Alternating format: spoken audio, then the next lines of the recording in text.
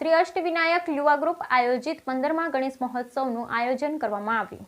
માંડવી તાલુકાના મઉમોટી ખાતે ગણેશ મહોત્સવનું આયોજન કરવામાં આવ્યું, જેમાં પ્રથમ દિવસે શોભાયાત્રા, આરતી, શ્રી સત્યનારાયણ કથા, સંધ્યા આરતી અને સાંસ્કૃતિક કાર્યક્રમનું આયોજન કરવામાં આવ્યું, જેમાં બીજા દિવસે પ્રાંત આરતી, સત્સંગ, મહાઆરતી અને દાંડિયા રાસનું આયોજન કરવામાં આવશે।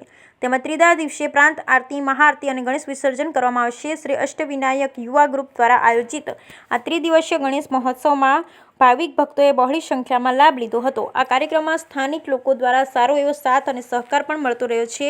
આ તહેવારનો મુખ્ય હેતુ એ છે કે ભાઈચારો અને એકતા અને સાંસ્કૃતિક જળવાઈ રહે।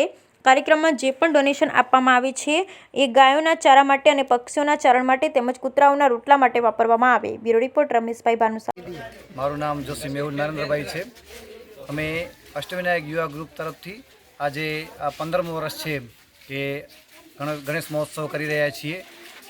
એનો અમારો હેતુ એ છે કે આમાંથી જે ફંડ ફાળો આવે એના દ્વારા કે જે રખડતા ઢોર છે, પછી ગાયો છે, કૂતરાઓ છે, એના માટે કોઈ પણ ગાયો માટે ચારો, કૂતરાઓ માટે રોટલા, એ બધું અમે એનામાં કાર્ય કરતા હોઈએ। અને 3 દિવસ દરમિયાન પ્રથમ દિવસે શોભાયાત્રા, પછી સાંજના સમયે સત્યનારાયણ ભગવાનની કથા, રાત્રિના નાના નાના બાળકોનો સાંસ્કૃતિક કાર્યક્રમ ગોઠવતા હોઈએ છીએ। બીજા દિવસે સવારના આરતી અને રાત્રિના મહાઆરતી અને દાંડિયા રાસનું આયોજન થાય છે।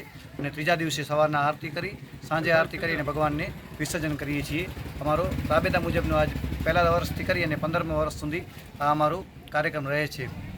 કેટલા વર્ષથી બીજો તમે સાંસ્કૃતિક કોઈ કાર્યક્રમ કરો છો? અહીંયા સાંસ્કૃતિક કાર્યક્રમ થાય છે અમારે છેલ્લા 5 વર્ષથી સાંસ્કૃતિક કાર્યક્રમ થાય છે બાળકોનો, બીજો કોઈ દાંડિયા રાસ થાય બસ।